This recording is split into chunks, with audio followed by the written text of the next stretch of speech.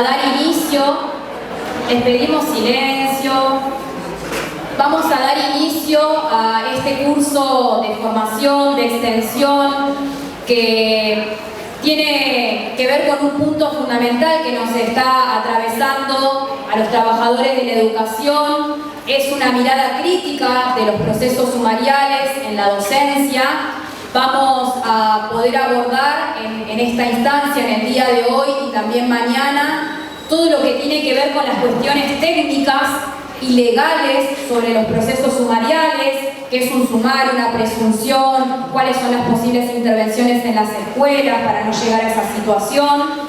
Pero también, como siempre decimos, por más que esté Mariano desde el lugar de abogado, que por ahí se piensa que los abogados solamente transmiten las cuestiones técnicas y nada más, Mariano hace un análisis crítico de todos los procesos que se vienen desarrollando para poder ligarlos con lo gremial, ¿sí? En principio quiero agradecer a Esteban Bedia, docente de la Facultad de Humanidades, que ha presentado esta propuesta para que tenga el aval académico por parte de la Universidad Nacional del Comahue, a Mariano, que lo conocen la mayoría. Mariano Pedrero es el abogado de nuestro sindicato, que es un compañero que está no solamente acompañando las diferentes situaciones legales de los compañeros, sino que está aportando en las instancias formativas, no solamente de sumario, sino que también venimos trabajando alrededor de la responsabilidad civil. Y vale aclarar que Mariano no es solamente abogado, también es maestro, ¿sí? De hecho, sus primeras suplencias las realizó en esta escuela, me decía recién, así que como para que sumemos al compañero que va a disertar. Vamos a organizarnos de la siguiente manera. Vamos a tener todo un primer bloque a la mañana, a las 12:30 vamos a parar hasta las 14 horas para que tengan un espacio para poder almorzar. Retomamos de 2 a 17 horas. En la última parte del curso es el momento en el que vamos a pasar el link para que puedan ir cargando la asistencia, ¿sí? El baño se encuentra acá atrás para que puedan reconocer. Bueno, buenos días para todas, buenos días para todos. Esta fue la segunda cuando hice una suplencia. Me acuerdo porque tuve algún fue en el Pleistoceno, así que no pasa nada, está todo prescrito esto.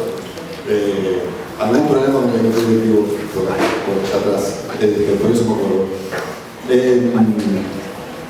Bueno, hablar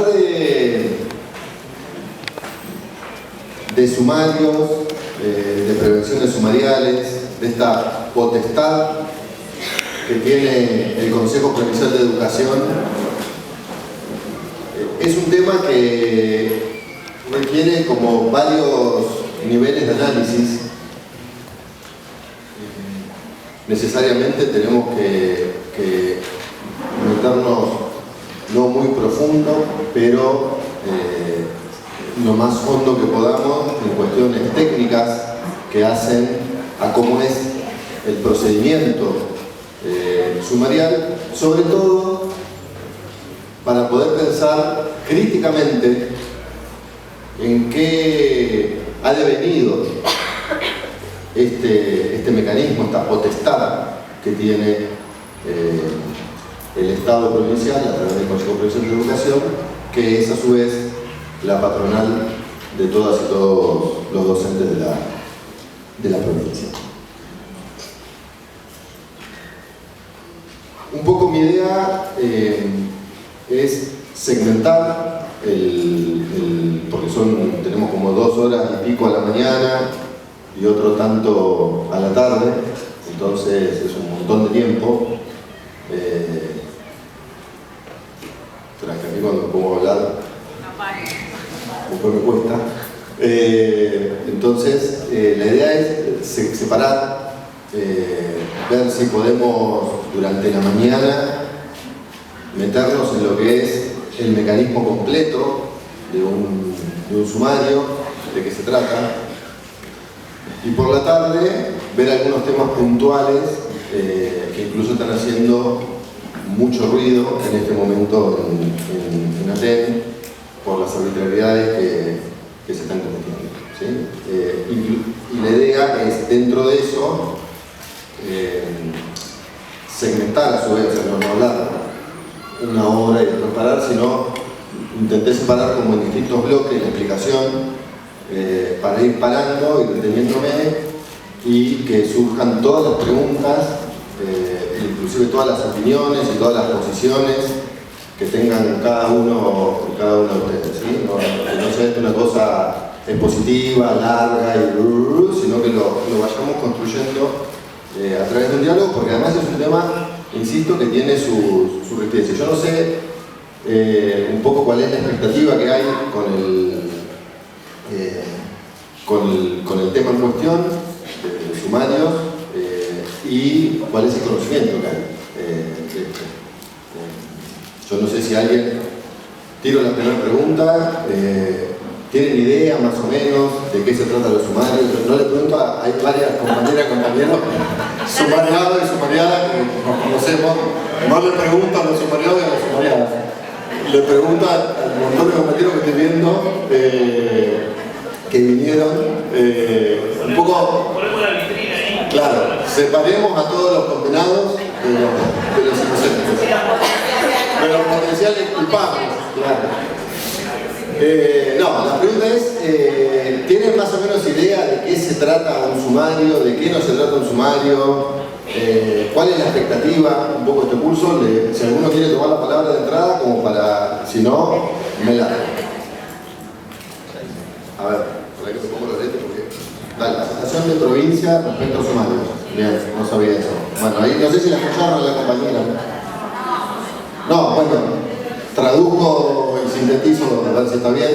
La compañera estuvo en una capacitación en provincia en la que sintió que no había respuestas concretas porque como docente y como jefa de un departamento, la impresión que le daba que las compañeras y los compañeros cuando se enfrentan a estas situaciones como que no tuvieran derechos y no saben muy bien qué hacer y qué no hacer cuando te dicen que va a haber una investigación sumarial, ya sea una prevención sumarial, un sumario o lo que fuera. Empiezo por ahí por lo que señalaba la compañera de primaria, esta que también lo decía Angélica en su producción. Es cierto que lo que está pasando hoy en día en todas las instituciones educativas, no importa el nivel, ¿sí? Si es inicial, primario, o sea, en todos los niveles está esta sensación de temor porque el reglamento de sumarios se está escribiendo como un garrote, como una herramienta de disciplinamiento del trabajo docente. ¿Y en qué contexto? ¿Sí? Porque ahora cuando nos metamos a analizar cómo funciona técnicamente, sus momentos, sus etapas y todo, lo que no podemos hacer es separarlo de la realidad social. Porque donde uno separa, es como si uno pretendiese pensar la pedagogía por fuera del contexto o no situada en la institución escolar en la que se encuentra. No es lo mismo determinada realidad social que otra realidad social. Hay que pensar las herramientas y los instrumentos que uno tiene al momento y al lugar en el que está, ¿no? Laburando. Bueno, el reglamento de sumarios no podemos, y los procedimientos sumariales, no podemos pensarlo de lo que la escuela es hoy. Yo no le voy a contar la cantidad de conflictos que atraviesa una escuela, por eso lo saben mucho mejor ustedes que puedo llegar a saber yo, que estoy alejado de las aulas un montón de tiempo, que estoy en el sindicato, no estoy en el aula, pero lo veo y lo escucho, son ¿sí? La pobreza creciente que hay en el país, la violencia creciente que deviene de ahí, que se vive, impacta constantemente en el laburo diario en cada una de las aulas y en cada una de las escuelas. Eso es así. Si a esa realidad se le agrega una autoridad escolar, el Consejo Provincial de Educación, que lejos de pensar políticas para atacar ese problema, habilita, como muchas veces ha habilitado, situaciones de violencia, ¿sí? No se pone un freno a demandas de las familias que muchas veces están completamente fuera de contexto. O sea, la familia, por supuesto, hay que integrarla, parte de la comunidad educativa, eso ya lo sabemos, pero también sabemos que existen montones de situaciones donde eso se transforma no solo en un abuso, se transforma en violencia, ¿sí? Y no hace falta llegar a la violencia física que vimos, por ejemplo, en San Martín, porque para llegar a la violencia física antes hay estaciones previas, ¿sí? Está la violencia verbal, antes que eso está la violencia simbólica, ¿sí? No estoy haciendo una gradación, son distintos tipos de violencia, pero para llegar al punto al que llegamos es porque se ha ido permitiendo y naturalizando que la escuela es un depósito de infancias y de adolescencias, y los docentes, como decía la compañera de media, son algo así como semiclavos, ¿no? Personas que no se sabe si tienen derechos, obligaciones tenemos un montón. Ahora, derechos, sí, la libertad de vientre de la Asamblea del año 13, pero no se sabe si hay mucho más que eso, dónde está el estatuto del docente, etcétera, etcétera, etcétera, porque desde el Consejo Provincial de Educación no hay una política para sostener el trabajo en el aula, que empieza con el salario, pero termina e incluye en las condiciones laborales. Si en ese combo lo que además se muestra es una amenaza, ojo, porque si haces o no haces, te sumaría, te investigo, te separo del cargo y te puedo hasta exonerar. Bueno, termina incluso afectando muchas veces la salud física y mental de muchos compañeros y compañeras, porque es así. Se trabaja en un contexto difícil con una patronal que lo que hace muchas veces es amenazarte. No podemos pensar el reglamento sumario por fuera de esta realidad, ¿sí? La idea es, si nos sale bien esta capacitación, pensarlo como de verdad, aunque con muchas críticas, ¿sí? Yo voy a empezar como por el final, como la crónica de una muerte anunciada. El día que se despertó, no me acuerdo cómo arranca la novela, pero que ya sabe que lo iban a matar, tenemos un problemón en Neuquén, porque lo primero que hay que decir es que el reglamento de sumarios que está vigente en la provincia es del año 1960. 1960.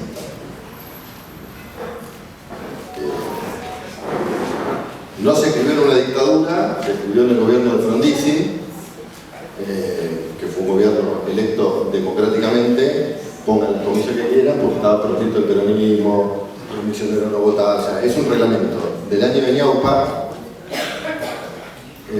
que por supuesto no tiene ni la perspectiva del derecho de las infancias, perspectiva de género. En 1960 existía la lucha feminista, pero la perspectiva de género a la hora de pensar, ni se hablaba de eso. O sea, imagínense que estamos trayendo un mamotreto que tiene 60, 40, 65, más de 60 años.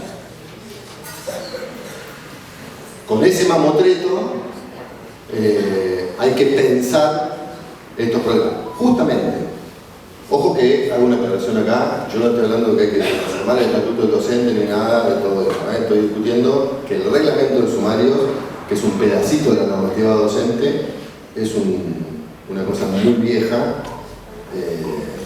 que además, les cuento, que obviamente tiene, como es tan viejo, tiene muchas lagunas. No solo grises, además de grises, tiene lagunas. Lagunas, cuando hablamos de lagunas en el derecho, quiere decir cuando hay algo que no tiene norma, o sea, que falta la regla. O sea, que en esta situación, ¿qué hago? Busco el artículo y no está. Entonces, ¿qué dice el reglamento de sumarios docente de Neuquén de 1960? Que cuando aparece esa situación de que tenemos una laguna porque no sabemos qué hacer, qué paso sigue, ¿a dónde hay que ir a buscar?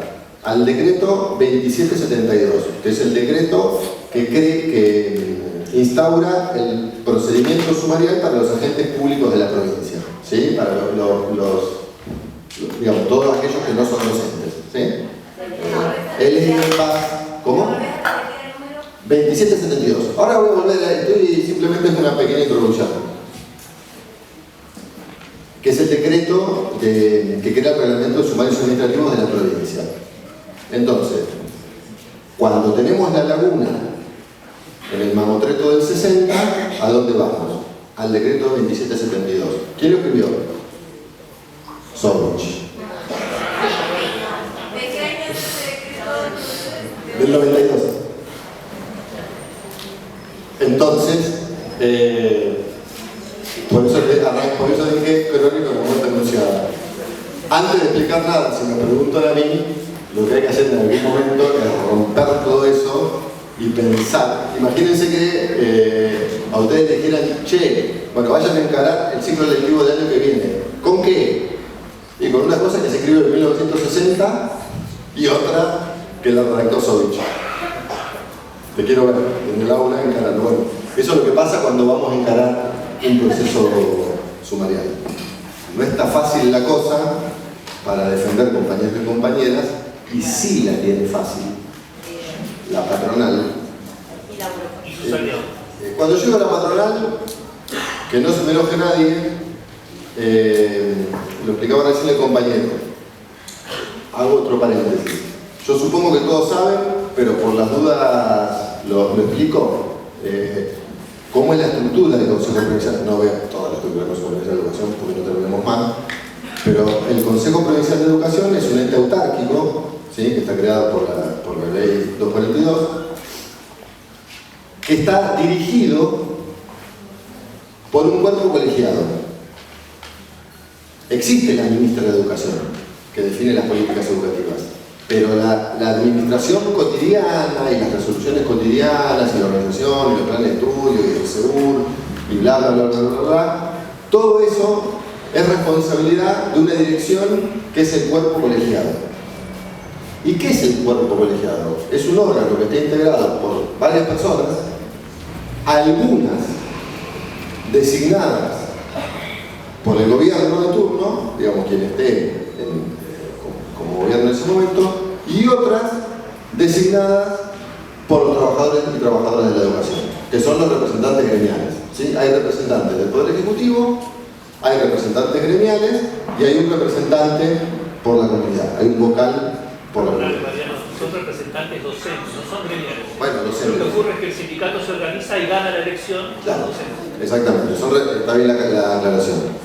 Son representantes docentes que el mecanismo de elección de esos representantes docentes, producto de la lucha histórica de ATEN, ha permitido que sea ATEN el que sistemáticamente gane las elecciones. Entonces los compañeros y compañeras que están ahí son en última instancia representantes de ATEN, son personas que surgen de una elección de ATEN, pero funciona como un cuerpo colegiado, ¿sí? Un cuerpo colegiado es como si fuera el Congreso, digamos. Las decisiones se toman por mayoría y minoría, o sea, por una votación. Tiene que haber una deliberación y tiene que haber una votación.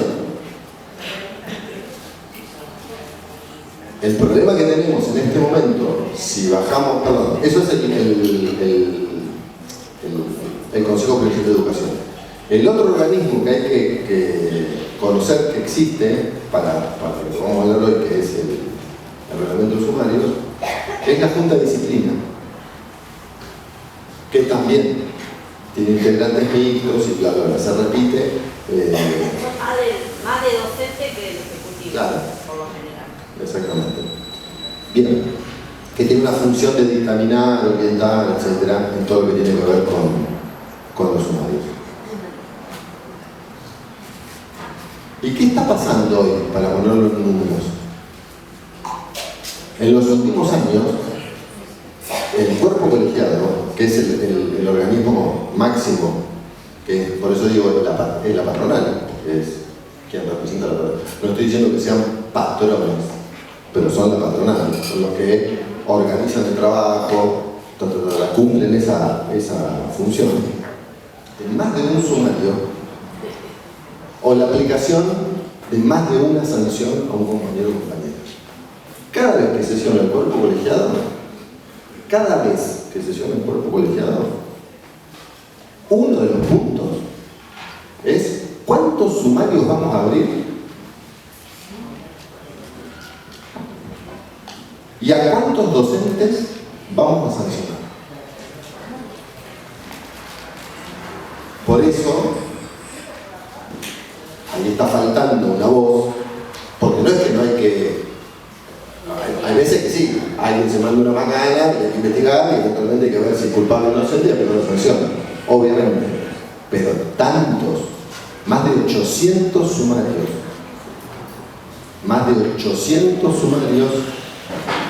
en los últimos. Perdón, y los pedidos de creación de cargos o de horas de las escuelas se atiran en los cajones ahí y nunca los tratan. Sí. Por eso, otros temas, como creación de retardo, duplas pedagógicas, las cuestiones que hacen al día a día en el aula y lo que se necesita en el aula, bueno, eso no es que cada vez que hay sesión del cuerpo colegiado nos enteramos de espectaculares debates y resoluciones en la que, bueno, ¿cómo hacemos para mejorar la calidad educativa acá y allá? Dupla, no dupla, ¿cómo es la inclusión posta? ¿Cómo hacemos? Bueno, el que tenga noticias de eso, por favor, que nos las haga llegar, porque las que están llegando sistemáticamente, insisto, tienen que ver con esta política, que es una política represiva, que es una política para meter miedo, que es una política para disciplinar. No lo voy a plantear ahora, lo plantearemos sobre el final, porque además es selectivo. ¿Sí? Y además, después lo voy a meter seguramente a la tarde o mañana, hay doble estándar. Cuando el cuerpo colegiado, ¿qué es doble estándar?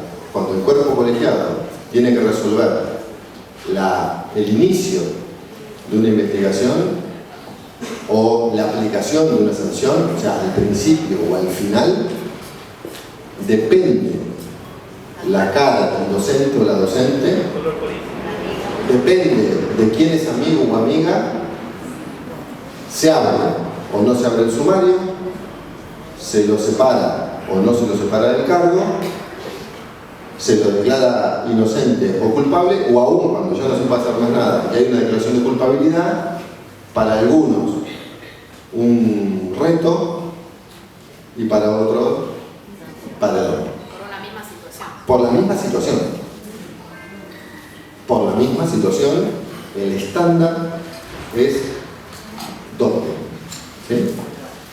Lo vemos para la tarde eso, con ejemplos concretos que vamos a conversar, con situaciones que son delicadas, cuando están en juego los derechos de las infancias, cuando se habla de violencia de género, hay una banalización de la violencia de género impresionante, escondido detrás de, aplican criterios para un lado y para otro que no tienen ni ton ni son. Después de la tarde lo metemos ahí. Bueno, miro el reloj que ya me pasé. Entonces, sintetizo, pensar el reglamento del sumario hay que pensarlo en un contexto situado. Esta es la situación en la que estamos hoy, con las escuelas como están y con el Consejo, con la política que está teniendo y que está llevando adelante. No podemos dejar de ver eso porque si no, vamos a hablar del tecnicismo como si estuviéramos hablando en Noruega y esto no es Noruega.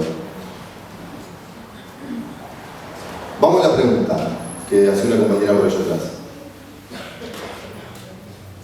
¿Qué es un sumario? En sentido amplio, porque después el sumario tiene como una definición específica. ¿Sí? Sumario es una de las manifestaciones del poder punitivo, de la potestad que tiene el Estado, en este caso el Consejo Provincial de Educación, como ente autárquico, de investigar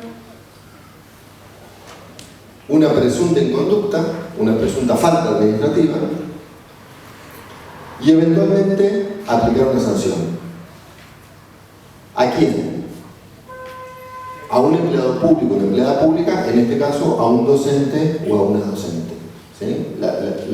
Las potestades de investigar y sancionar, que no lo quiero aburrir con cosas que no vienen a cuento, pero para que nos entendamos, las potestades de investigar y sancionar no van solo, esto sería como hacia adentro del Estado, hacia los trabajadores y las trabajadoras de la educación, pero también hay hacia afuera. ¿Sí? Por ejemplo, la AFIP es un organismo del Estado, la AFIP no es LARCA, es un organismo del Estado que puede hacia afuera a una persona, por ejemplo, por evadir impuestos, investigarla y aplicar una sanción. ¿Sí? La potestad no es la única potestad coercitiva que tiene el Estado. ¿Sí? El Estado tiene otras, hacia afuera un montón y hacia adentro otras tantas. Estamos como agarrando un recortecito de esas facultades que tiene el Estado. Entonces, ¿qué tiene que haber en principio para que se pueda hablar de una prevención sumarial? ¿Sí? Primero que todo, una conducta humana. O sea, una persona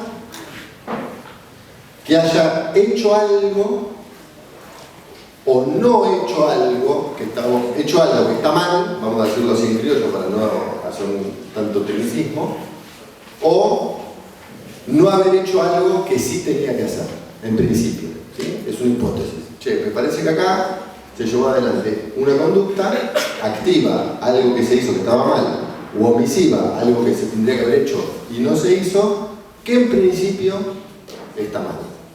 Una conducta desplegada por una persona. Cualquier persona no, porque estamos hablando de sumario administrativo a docentes, o sea, de docentes, no cualquier persona. Entra un papá, es otro, te lo estoy diciendo, pero para entenderlo, entra un papá a una escuela, hace algo que está mal y ahí no va el reglamento de sumario docente, va a otra cosa que no, ¿está bien? Estamos hablando de las conductas docentes que pueden encuadrar tentativamente o hipotéticamente en una falta administrativa. ¿Sí? Para poder llevar adelante esa investigación y eventualmente aplicar una sanción, si es que como consecuencia de esa investigación se considera que la persona incurrió, el docente o la docente incurrió en la falta, existe el reglamento de sumarios. Esto lo primero que hay que decir es que es una conquista de los trabajadores y las trabajadoras públicos. ¿Sí? Como producto de años y años de lucha del movimiento obrero, se consiguió que los trabajadores públicos, a diferencia de los privados, tengan estabilidad en el cargo. Algunos, cuando yo digo estabilidad en el cargo, las carcajadas se las guardan para después, pero el concepto de estabilidad existe, está en el artículo 14 de la Constitución. O sea, los trabajadores públicos tienen estabilidad en el cargo. ¿Qué quiere decir que tienen derecho a la estabilidad?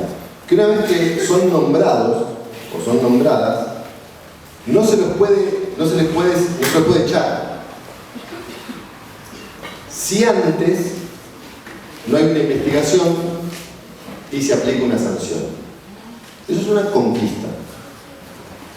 ¿Sí? Por eso guarda, porque el reglamento de sumario, visto como un látigo, guarda que te voy a hacer un sumario, es verdad, pero su verdadera naturaleza, si uno lo mira desde los derechos, alguien preguntaba ahí cuáles son los derechos de los trabajadores y las trabajadoras, el primero es ese.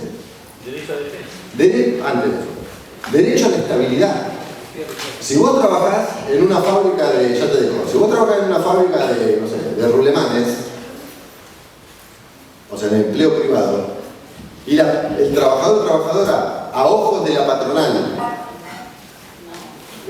comete una falta, o no, o porque se levantó el gerente con los pelos cruzados, te echan. Y se terminó el pastel. Con causa, sin causa, después poder reclamar la indemnización, no importa, no me voy a meter ahí. Así pasa en el empleo privado, no en el empleo público. En el empleo público hay estabilidad. Para aplicar una sanción cualquiera que incluya hasta la cesantía o la exoneración, sí o sí tiene que haber un proceso sumarial.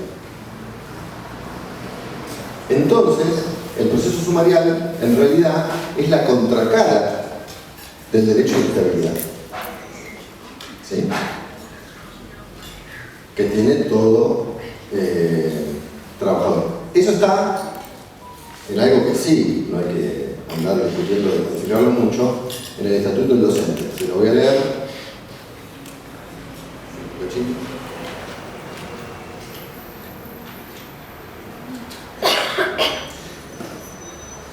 En el artículo 6 del Estatuto del Docente, que es la ley 14.473, dice categóricamente: son derechos del docente, sin perjuicio de lo que reconozca la ley de decreto, a la estabilidad en el cargo, en la categoría, jerarquía y ubicación, que solo podrán modificarse en virtud de resolución adoptada de acuerdo con las disposiciones de este estatuto.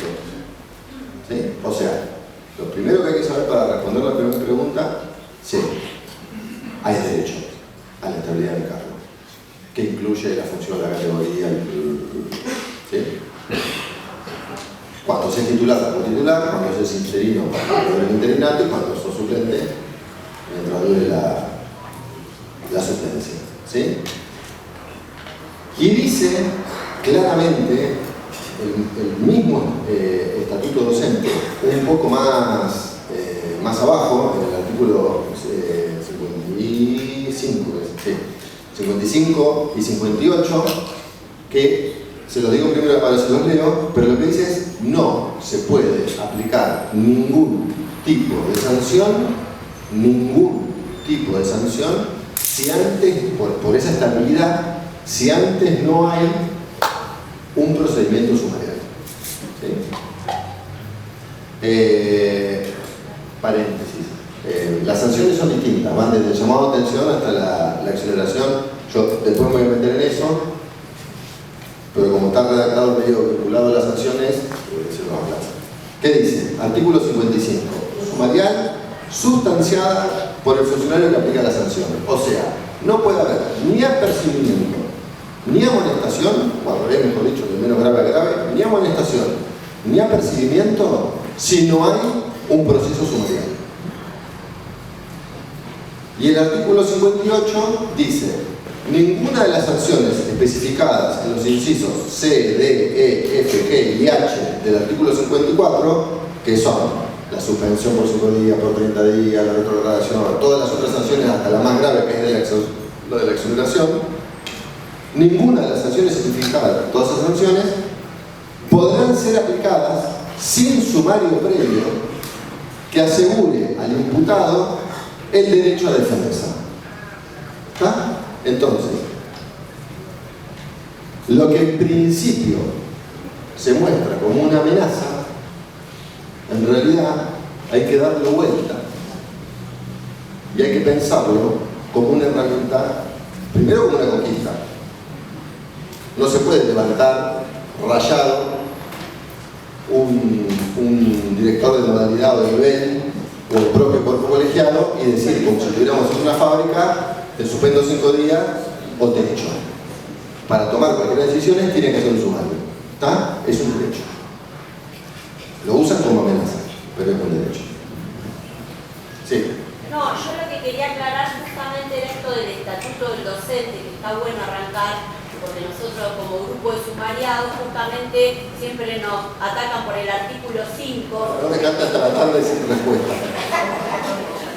Esa resolución de la que vos hablás, que yo, para que se comprenda por qué es antiestatutaria, para que todos tengan las herramientas, lo dejé para después para explicar cómo es, cómo debería ser y después meternos en eso, pero para que sepas y te...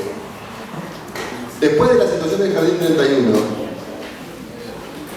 sacaron una resolución que habilitaba a cualquiera que tuviera de supervisor para arriba la facultad de separar preventivamente el cargo.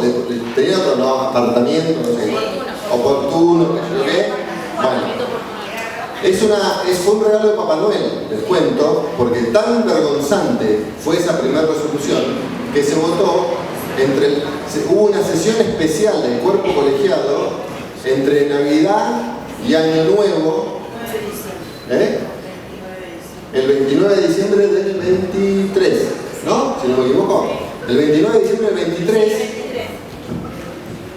donde no se reunieron para votar todos los cargos que hacía falta para el ciclo electivo 2024, que hubiera estado genial. Yo no estoy diciendo que no está bueno reunirse el 29 de diciembre. ¿El tema para qué lo hicieron? Para sacar, entre gallos y medianoche, esa resolución votada por unanimidad por el cuerpo colegiado, vocales gubernamentales, vocales gremiales y vocal por la comunidad. La votaron por unanimidad. Empezó un desastre de separaciones preventivas de cargo. Nosotros desde Aten Capital impugnamos esa resolución, no solo políticamente, sino que nos presentamos con un escrito, planteamos un recurso administrativo, la tuvieron que derogar. No, esperen que el final no es tan feliz, no me hagan así porque no tiene final feliz. Entonces, ¿qué hicieron? La modificaron. Le pusieron un poco de maquillaje y la cambiaron por la 1293, que es la que actualmente está vigente. Volvimos nosotros a hacer los mismos señalamientos de Aten Capital con un nuevo escrito. Nos dijeron que éramos la máquina de impedir, y hoy la vocalía gremial en el Consejo Provincial de Educación está saliendo, si se fijan en los diarios o en las redes sociales, está hace un mes diciendo que con esa herramienta la cosa se puede mejorar y que están dejando montones de compañeros y compañeras en situaciones imposibles. Nosotros lo advertimos desde aquella Nochebuena del 23. Sí. Pero después nos metemos a fondo con eso, ¿dale? Sí. La 1293 es del 1290 del 23, perdón. La anterior es del 22. Sí. Termino con esta primera idea. ¿Sí? Esperé que se me dio vuelta acá. Bueno, entonces, expliqué lo que es un sumario, que es esta potestad de investigar y sancionar una presunta falta cometida por un docente o una docente que tiene el Consejo Provincial de Educación. Es la contracara del derecho a la estabilidad. Y ojo, porque la pregunta que sigue a todo esto, y por qué, y es parte de la respuesta a lo que planteaba la compañera y las dos primeras preguntas que hicieron, es ¿qué tipo de sumario? O sea, cualquier investigación, cualquier forma de averiguar si algo pasó o no pasó, es válida. Porque yo puedo decir, mirá, como hay derecho a la estabilidad, me cayó una denuncia, voy a investigar, y eso no significa nada. El problema está en cómo se lleva adelante ese proceso, cómo se lleva adelante esa investigación, ¿sí? Y acá hay que detenerse un segundo, también en un par de cuestiones abstractas antes de entrar, y decir algo categórico, ¿sí? Que es que no cualquier investigación, no cualquier proceso llevado adelante que termine descubriendo la verdad es necesariamente un proceso legal o válido, ¿sí?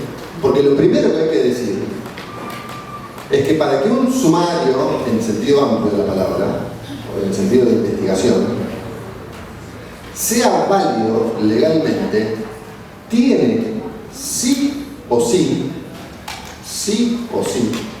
que respetar las garantías constitucionales mínimas.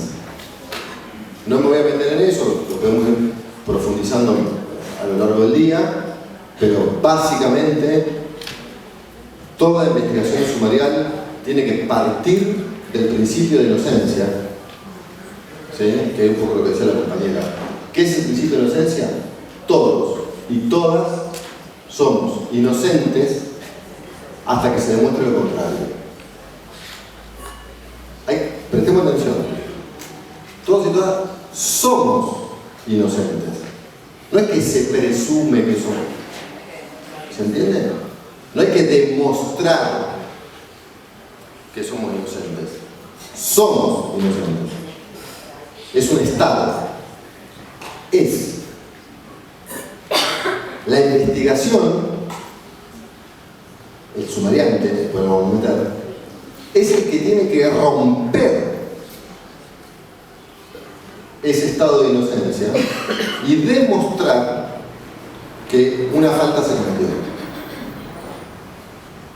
El consejo tiene la carga de la prueba. El consejo tiene que demostrar que la falta se cometió. ¿Sí? Parece una pavada, pero no es una pavada. Porque en caso de cualquier duda que haya, si yo no puedo demostrar, yo consejo. Sepárenme de cargo porque lo acabo de decir. Ese consejo es el que tiene que quebrar ese estado de inocencia. ¿Sí? Si estuviéramos hablando, por ejemplo, de un juicio por un accidente de auto, uno que pasó en rojo y el otro que tenía poder, no sé, lo que fuere, cada uno tiene que demostrar que la culpa era del otro. ¿Sí? Ahí no hay que uno es inocente y el otro es culpable. ¿Sí? Hay que demostrar. Entonces vos te metes en un juicio por un accidente de tránsito y tenés que demostrar que la culpa era del otro. Que vos no fuiste, que la culpa era del otro. En un sumario, no. No. Esa es la segunda respuesta a la pregunta de la compañera. ¿Sí? No cualquier sumario vale. El sumario sí o sí tiene que respetar esto. Primero que todo, el principio de inocencia. ¿Sí? Segundo, el derecho al debido proceso, que también es una garantía constitucional, que no está, Si ustedes, todo esto cuando ustedes, si en algún momento se ponen a leer el reglamento sumario, no van a encontrar en ningún lado que está escrito en 1960, ya existía el principio de inocencia, pero no dice el reglamento sumario, artículo 1, se garantiza, vamos a investigar, pero se garantiza el principio de inocencia. Artículo 2, se garantiza el derecho al debido proceso. No está escrito así. Ya te dejo. Déjame terminar la idea. El debido proceso tiene montones de cuestiones. Las voy a ir tocando a lo largo del día. ¿Sí? Básicamente lo que quiere decir es que a medida que va avanzando la investigación, se le tiene que garantizar a la persona que está siendo investigada montones de cuestiones. Por ejemplo, derecho a que la persona que lo va a juzgar sea la persona que está en el cargo desde antes, que la persona que lo va a juzgar sea imparcial, que la que va a investigar también sea imparcial, el derecho a tener acceso al expediente. ¿Sí? Alguno me va a decir, che, qué obviedad que estás diciendo. ¿Cómo tener acceso al expediente? El martes estuvimos con un, no sé si está el compañero acá, no importa, el martes estuvimos con un compañero en la TEN Capital, que uno de los problemas que tenemos, que le pusimos el procedimiento, es que no le muestran el expediente. No sabemos qué dijeron los testigos. ¿De qué se tiene que defender? Mandamos un mail, porque che, mirá, yo me quiero defender, no sé qué, no sé cuánto, el derecho a defensa, el proceso, me mandás las actas de las declaraciones testimoniales. El martes pasado, que hace ya 10 días. 10 días que está el compañero en una investigación sumarial y no nos muestra lo que dijeron los testigos. ¿Cómo te defiendes? Entonces, el derecho al debido proceso incluye la imparcialidad de quien te juzga, el que te investiga, el derecho a tomar vista del expediente, el derecho a ser oído, que cuando la persona que está siendo sumariada quiere decir algo, tenga derecho a que eso se escuche y quede en el sumario, el derecho a defensa, se puede defender solo o o se puede enfrentar con un abogado o una abogada. Bueno, el derecho a apelar, montones de cuestiones que hacen a que el trámite no sea cualquier cosa, sino que esté reglado. Esto, insisto, no está escrito así en el reglamento de sumarios. Debería ser algo que va de suyo, porque todo lo que tiene que ver con las garantías del principio de inocencia, el debido proceso, el derecho a defensa, etcétera, etcétera, etcétera, son una conquista de la humanidad que viene de la Revolución Francesa. O sea, siempre hubo, no es que no había investigaciones, digamos, pero las investigaciones previo a la Revolución Francesa era que venía un cura, te decía, che, me dijeron que sos bruja, vení, te meto 15, 20 años en una cueva en el sótano del convento, cuando ya estás más o menos loca, te meto la agua en aceite hirviendo y te pregunto, ¿sos bruja? Si no te das qué, ¿confesaste? A lo era. Esas eran las investigaciones de Torquemada en la época medieval, frente a toda esa locura y arbitrariedad. La Revolución Francesa planteó cuáles son los derechos de los ciudadanos y las ciudadanas, ¿sí? Entre ellas, todas estas garantías frente, nadie me confunde con un libertario, que lo voy a decir ahora, pero todas las garantías que tenemos frente al poder que tiene el Estado, cuando el Estado, con todo su poder punitivo, represivo y todo el peso que tiene el Estado, te va a investigar y eventualmente te va a sancionar porque deja a cualquier persona como un medio arrinconado. Entonces, como primer barrera a todo eso están estas garantías de principio de inocencia, debido proceso, etcétera, etcétera, etcétera. Que obviamente no es que de la Revolución Francesa para acá se dictadura, etcétera, millones de ejemplos, que inclusive no hace falta una dictadura, inclusive en gobiernos democráticos permanentemente se están violando las garantías que tenemos las personas cuando enfrentamos el poder punitivo del Estado, pero bueno, están ahí y tienen que ser respetadas. En el reglamento de sumario de Aten, de Neuquén, no están. Ahora, no se pueden obviar. ¿Por qué no se pueden obviar? Porque en el año 93 hubo una reforma constitucional que incorporó en el artículo 75, inciso 22, todos los pactos internacionales de derechos humanos. Entonces, desde la Declaración Universal de Derechos del Hombre y Ciudadano, el Pacto de San José de Costa Rica, hay un montón de pactos y convenciones internacionales que incluyen todas estas garantías que están, no solo que Argentina las firmó, sino que las incorporó por el artículo 75, inciso 22 de la Constitución Nacional, en la Constitución. Son parte de la Constitución. O sea que están por arriba de todo. Por arriba de todo. No puede haber... claro, hay un concepto que se llama la pirámide jurídica de Kelsen, que es es gráfico, yo lo adhiero, pero es gráfico para comprender.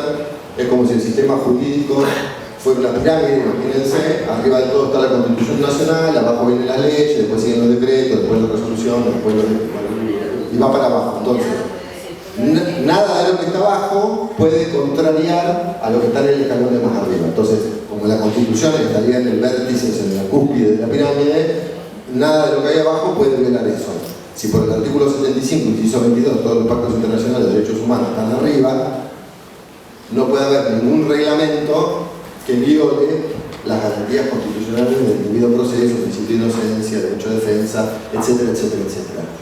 Entonces, aunque no estén en el reglamento de sumarios, existen, están y no las pueden violar. ¿Sí? Eso forma parte de los derechos del docente a la hora de enfrentar los sumarios.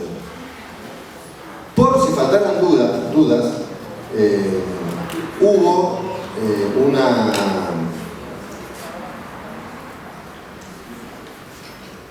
una sentencia de la Corte Interamericana de Derechos Humanos que no es tan vieja, pero estamos hablando de cosas que durante mucho tiempo se discutieron en los distintos países, ¿sí? Hay un caso emblemático que resolvió la Corte Interamericana de Derechos Humanos, que es el caso Baena, en el año 2001, o sea, no allá atrás, está viejito, entonces pasó el tiempo en 2001, pero no es 1960, en el cual dijo, les leo, para que no queden dudas, porque, perdón, hago una aclaración. Cuando se habla de las garantías constitucionales, al principio de inocencia, todo eso que dije recién, por lo general está pensado para el derecho penal. ¿Sí? O sea, cuando una persona supuestamente cometió un delito, entonces lo que te van a juzgar es un fiscal y un juez y puedes terminar preso. ¿Sí? Entonces, están todas las garantías pensadas para el proceso penal. Entonces había mucha discusión. Che, bueno, está bien, el principio de inocencia, el debido proceso, ¿verdad? Eso para cuando hay una causa penal. Para cuando el Estado te va a juzgar si cometiste un homicidio o no, si robaste o no, si vas en cana o no vas en cana. Están pensadas para eso. Y se decía, no, mirá, disculpame, aunque una falta administrativa no termine con una persona presa o no presa, pero sí que puede quedar con trabajo o sin trabajo, con una suspensión de 3 meses, con sueldo o sin sueldo, las garantías se tienen que trasladar.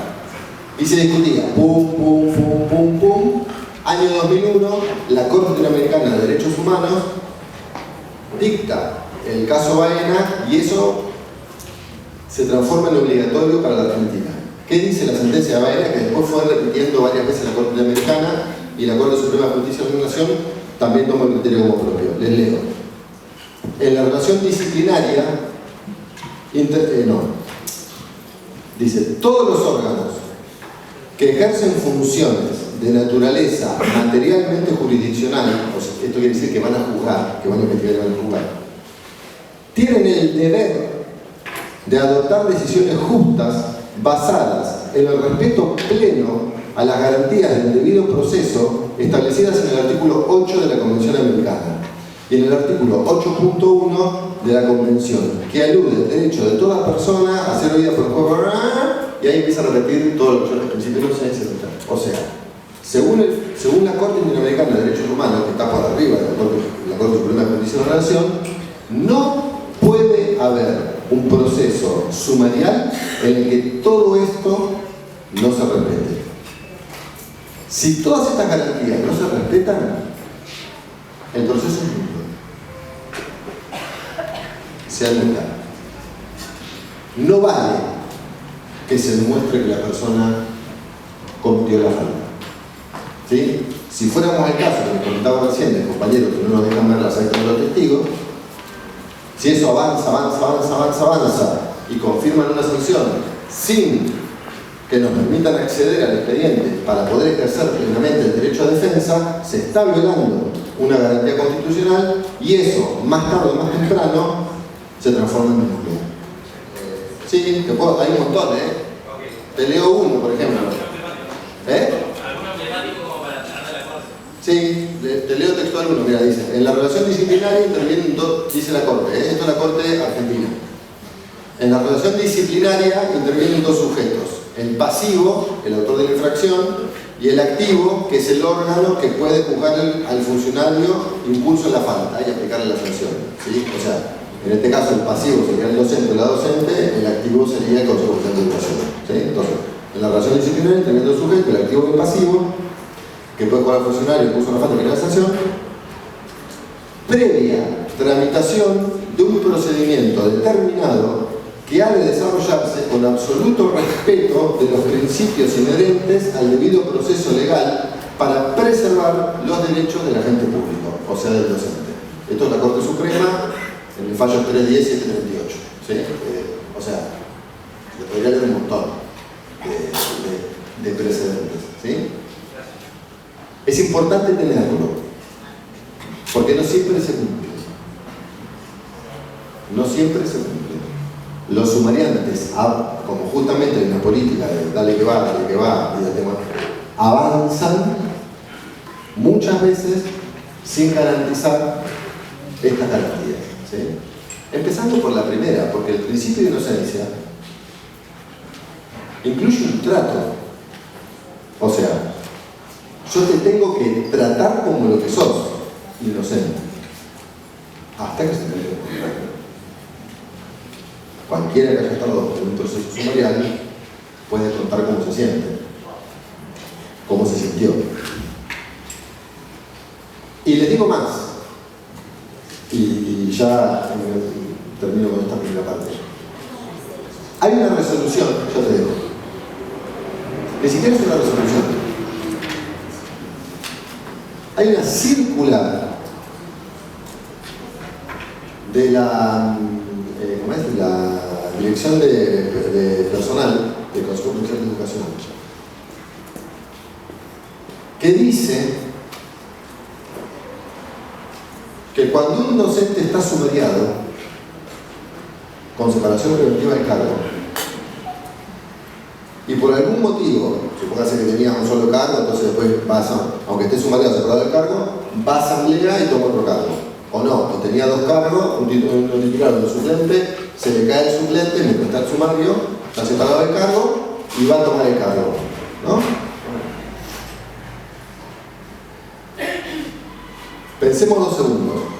Si yo soy inocente hasta que se demuestre lo contrario, y estoy en el medio del proceso sumarial, nada impide, porque soy inocente,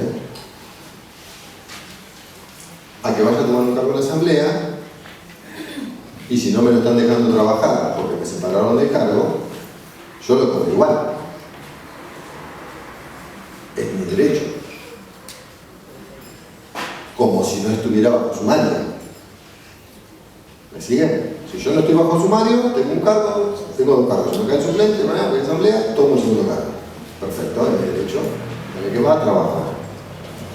Si estoy sumariado y separado del cargo, y todos somos inocentes hasta que se demuestre lo contrario, yo podría ir a la asamblea, tomar el cargo, trabajar con el título del cargo y cobrar.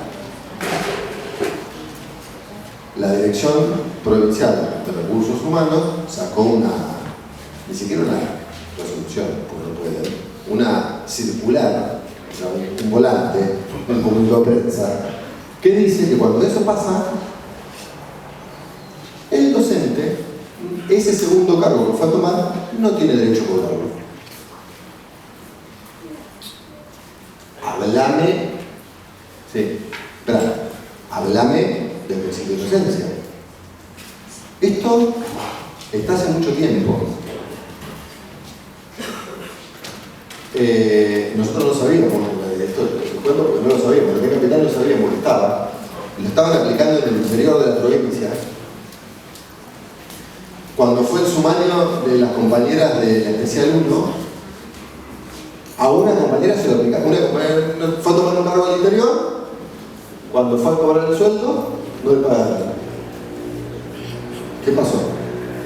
Empezamos a tirar del violín, y saltó esto. ¿Cómo dijiste que se llama esa? Es una circular 1500, ni número tiene, es una circular que nosotros la cuestionamos, por lo menos hasta donde tenemos conocimiento, en la TEC Capital no la aplican más en la TEC Capital. ¿Cómo es? Perdón, a veces se me lengua la traba. En Neuquén, o en la confluencia en realidad, no la aplican más, no sé qué está pasando en el interior, porque nunca la derogaron. Nosotros insistimos con que eso tenía que ser derogado porque viola el principio de inocencia, pero hasta hoy no la derogaron. Es más, en un primer momento cuando la cuestionamos, el cuerpo colegiado del Consejo Provincial de Educación la defendió. Entonces, eso es tratarte como culpable, no tratarte como lo que sos, que es inocente. ¿Sí? ¿Quién me dice? Yo, que a lo que decías, que hacía referencia